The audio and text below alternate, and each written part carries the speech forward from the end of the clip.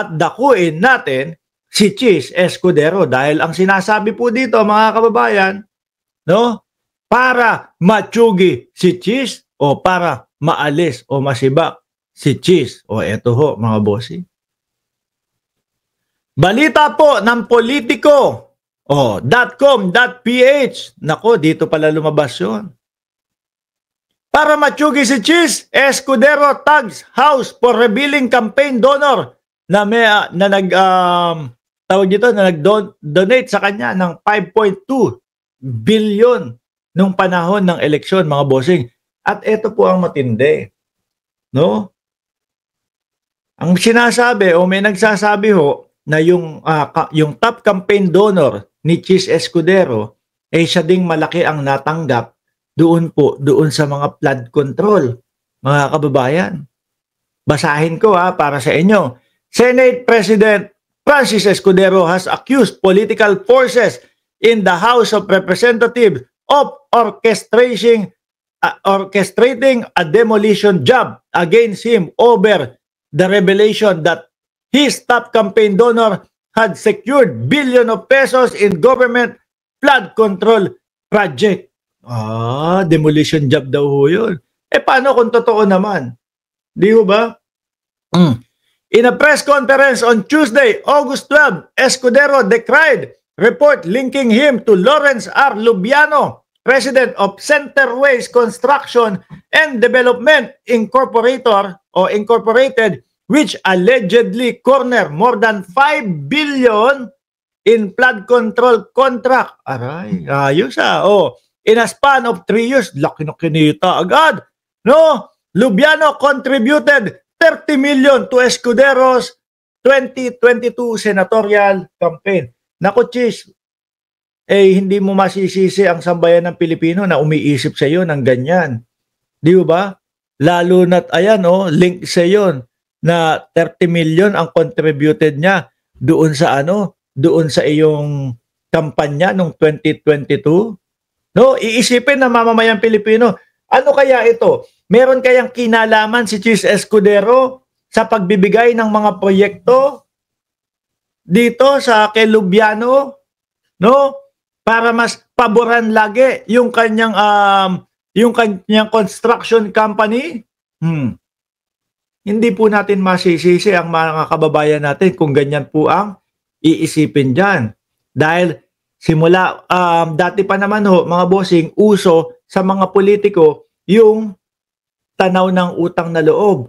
Kaya first time ko lang yatang hindi nakita yung utang na loob kay Pangulong Bongbong Marcos.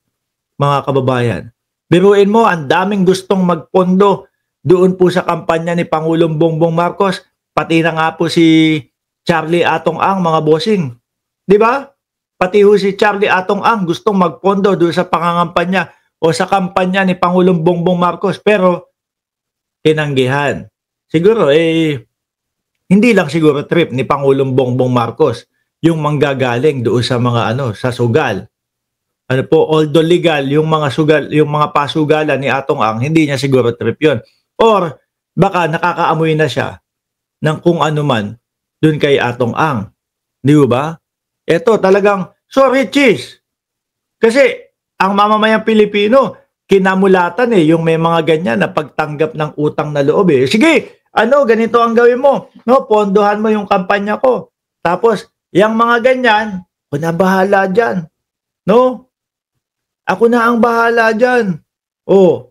Siguraduhin mo yung mga project sa amin mapunta. Ako na bahala dyan. Hindi mo kami masisisi, Chis Escudero, na ganun ang isipin namin. Kumbaga, tatanaw ng utang na loob. Baka ho dito, mga kababayan, mailink pa yung ilang beses na pagpunta ni Chis Escudero doon po sa Congress. No? Sabi ni Efren Escape, Boss, I am watching you from Masbate, Philippines. Very good mga content mo. Paki-advise kay Bato at Bongo.